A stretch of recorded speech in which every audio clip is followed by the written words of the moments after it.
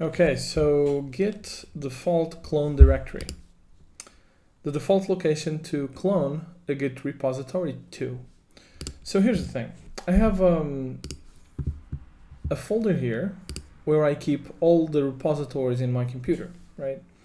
And when I clone a repository, I want it to immediately go into this folder, right?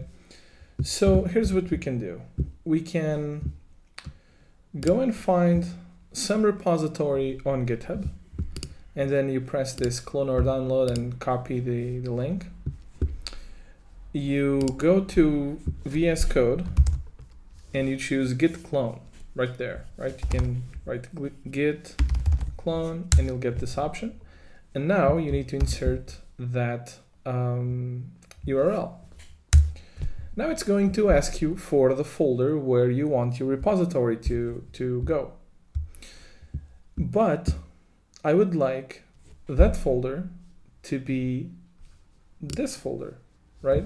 So I don't want to be searching for it. I want VS Code to know that that's my default clone directory. So here's what we're going to do. We're going to right-click the repos folder, and then where it says copy repos, we're going to press Option and copy as path name and put that here. So this is the path for my repositories. Now we can do the same thing. So we can copy this URL. Actually, GitHub should give feedback, by the way, some kind of check mark saying it was copied, but whatever. Then we go for git clone, paste the path, and now we are immediately in the default clone directory. We just have to press enter, and the repository was added, and actually you can add it to our workspace. And there we go. And if we go and check the repositories folder, there we have it, JSON dev.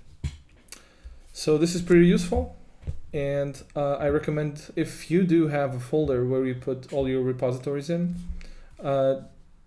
put them there in the default clone directory, and whenever you clone a repository, it will immediately go into that folder.